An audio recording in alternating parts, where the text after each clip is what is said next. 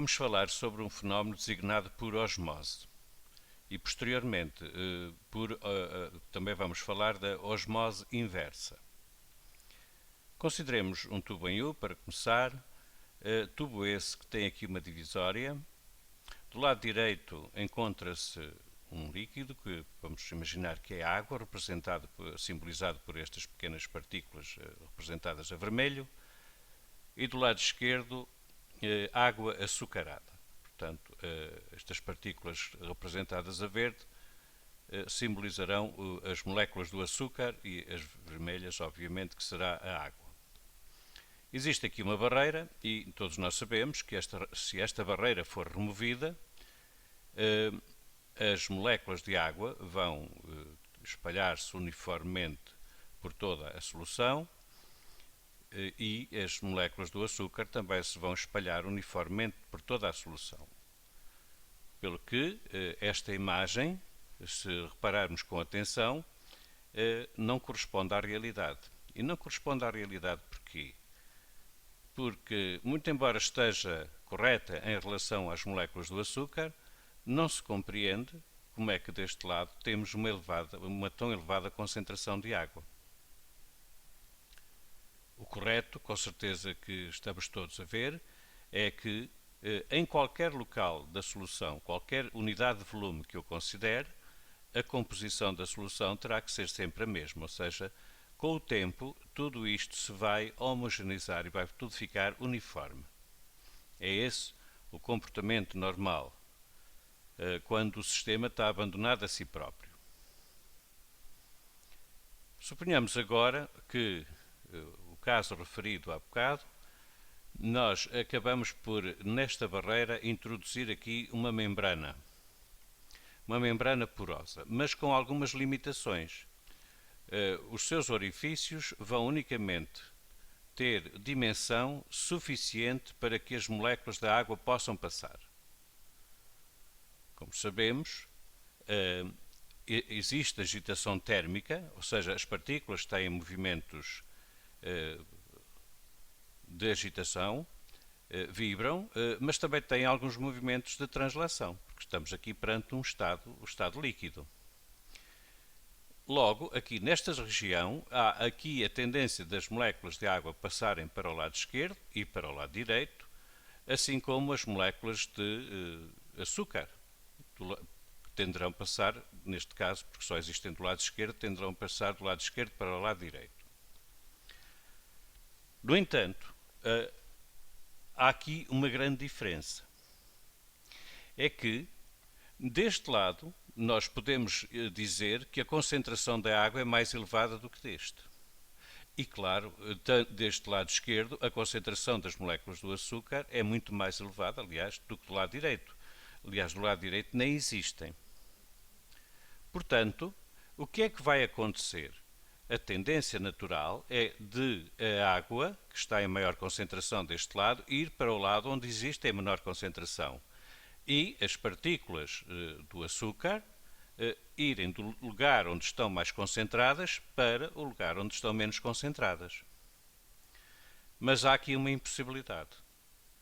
É que estes orifícios foram determinados de tal maneira que a dimensão não permita que as moléculas do açúcar passem do lado esquerdo para o lado direito.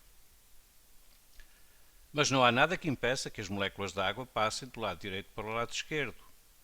E o que é que vai acontecer? Pois elas vão passar, mas não vão passar todas, como é óbvio, mas vão passar algumas, de tal maneira que vai criar aqui um desnível do lado esquerdo relativamente ao lado direito. Este desnível aqui provoca um aumento de pressão no ramo do lado esquerdo e designa-se por a pressão que este desnível provoca designa-se por pressão osmótica.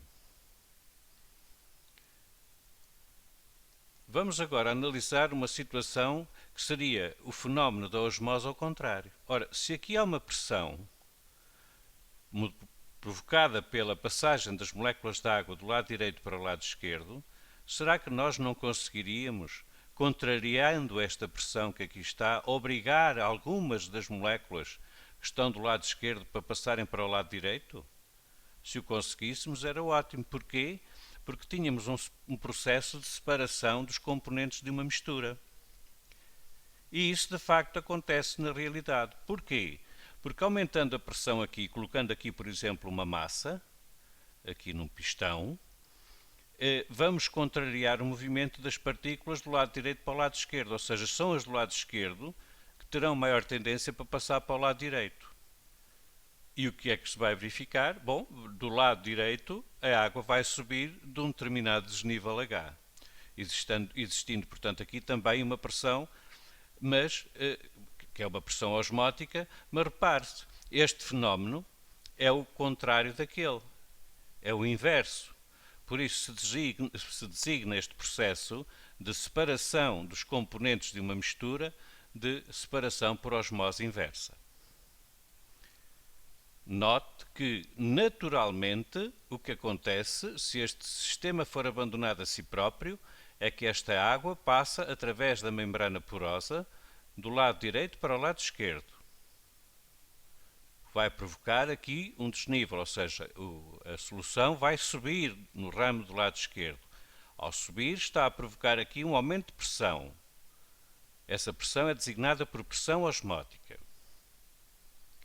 Se nós contrariarmos isto, como? Empurrando com um êmbolo. Porque é que está aqui esta massa? Para simbolizar a força que se tem que fazer para forçar esta água a passar para o lado direito. Como as partículas não passam através da membrana porosa, as partículas do açúcar, nós temos um processo de separação dos componentes desta mistura. Isto pode ser utilizado, por exemplo, na separação da água salgada. Em vez de uma água açucarada, se nós introduzíssemos aqui água salgada, se dimensionássemos a membrana de tal modo que só pudessem passar as moléculas da água, aplicando aqui uma pressão suficiente, nós vamos fazer com que as moléculas da água passem para o ramo do lado direito, sendo aqui então esta água água pura. O processo da osmose inversa é um processo de separação de misturas que é muito utilizado nos locais onde a escassez de água doce se verifica. Portanto, um processo até bastante eficaz. Convém, no entanto, reter que para que isto aconteça é necessário contrariar o fenómeno natural. O fenómeno natural é que as substâncias passem do lugar onde estão mais concentradas para o lugar onde estão menos concentradas. Faz-me lembrar aqui, só para ilustrar, quando se põe o bacalhau salgado de molho. Nós temos um recipiente, colocamos lá o bacalhau salgado e colocamos água. O que é que vai acontecer? Se ainda nunca verificou, provavelmente em sua casa isso acontece, peça para observar. O que vai acontecer é o seguinte: a água, neste caso não será água pura porque é água da torneira, mas é essencialmente água, H2O. O que é que vai fazer? Ela vai tentar entrar no bacalhau. Porquê? Porque dentro do bacalhau existe pouca água. E o que é que acontece ao cloreto de sódio que está dentro do bacalhau? Dentro da estrutura do bacalhau, vai ter tendência para passar para a água. Porquê? Porque ele está muito concentrado no interior dos tecidos do bacalhau, enquanto que a água está muito concentrada fora dos tecidos do bacalhau. Portanto, vai ali haver uma passagem de água para o interior dos tecidos do bacalhau e cloreto de sódio para o exterior dos tecidos do bacalhau. Não se trata ali de problema de osmose nenhum. Eu chamei só este exemplo aqui para confirmarmos que, de facto, na natureza as soluções tendem, os solventes, aliás, tendem a evoluir dos locais onde estão mais concentrados para os locais onde estão menos concentrados. Não, nem são sequer os solventes, são os componentes de uma mistura. Se a mistura não for homogénea, eles tenderão a passar naturalmente dos locais onde existem em maior concentração para os locais onde existem em menor concentração, para que no final a solução fique com composição homogénea.